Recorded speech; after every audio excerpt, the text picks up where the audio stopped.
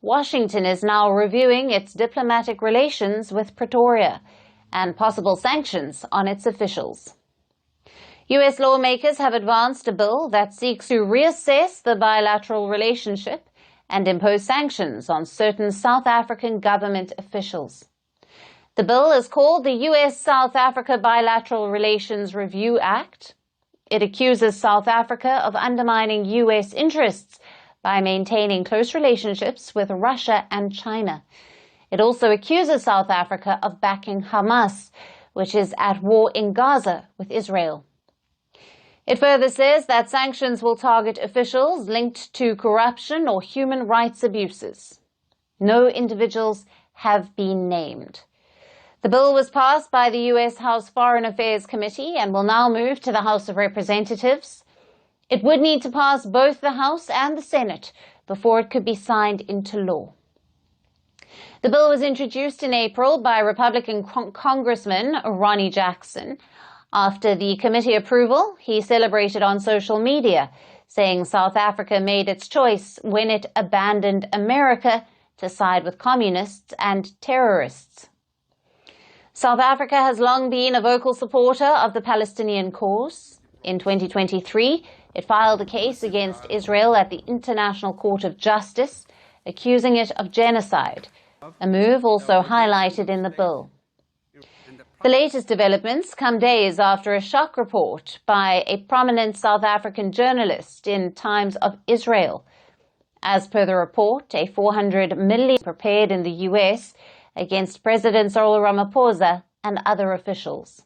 Why? It's over allegations that South Africa allegedly collaborated with Hamas before the October 7 attacks.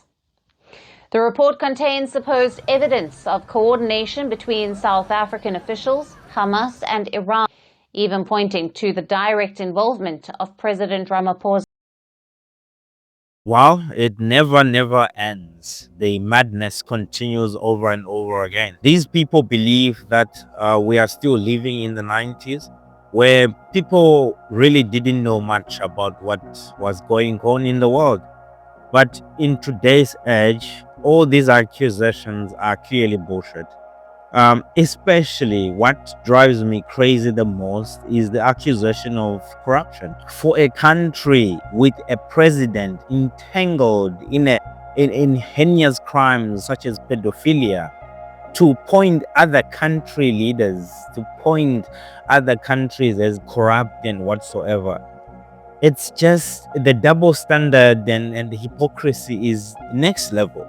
Don't they see their own problems before you start pointing other people? Just look at yourself in the mirror before you start pointing to other people, This is the game that they've been playing for years and years. Their own close ally, Israel, the Prime Minister of Israel, is in court being prosecuted for corruption. Are they preparing sanctions for him as well? Why not also have sanctions for him? Because we are talking about corruption. Everybody else is equal. If you want to uphold democracy and make sure every country that you deal with is not corrupt, you must also sanction Israel, because that man, Benjamin Netanyahu, is also being accused of corruption. As they desperately tries to isolate Russia and China so that they cannot lose their dominance in the world, so that they can weaken those countries, so that they don't challenge their hegemony. They try their level best to try and put other people not to associate with certain people. I mean, if you are my friend and you want to dictate and tell me who I should be friends with, even if I stand to lose, even if it's not to my best interest that I disconnect or disassociate myself with that person, we should do it because you want it, because you want to destroy a certain country. Europe still buys natural gas from Russia. Why are they not talking about sanctions to sanction Europe? But the same is not applied to them. They are not trying to put sanctions on the Europeans. The double standards is crazy. Do I agree with African politicians when they are corrupt? Of course not. We don't want corruption and we will fight corruption till we die. But the problem is we just don't want the Americans to come here and lecture us on corruption when they are corrupt themselves. They must fix their own corruption and we fix our own corruption. We don't need them. No one is inviting them. But of course, they are a sovereign country. They can choose to do business with whoever they want, no matter what reasons or bullshit excuses that they give. It's up to them. But at the end of the day, there are other people who will believe what they say, and as if those are the right reasons why they're doing what they're doing. But the reason is actually not. It is a punishment for the South Africans because they have chosen to align themselves with the Russians and the Chinese, which is the right thing to do because you get to choose the people who benefit you. You get to choose real friends. But it is because it's a desperate empire which is scared of falling and crumbling. They employ all these dirty tactics to try and force people into submission and align with them and be friends with them and isolate other nations because they're feeling the threat, because they realize countries in the world are abandoning the dollar. They are associating themselves with the other side, with the global south, with Russia and China, and going against Western imperialism. So for them to maintain that order that they benefited the most, they want to force everyone to crumble and kneel down and bend over and do their will. And make no mistake, these sanctions can cripple your economy. It is a reality that we live in today.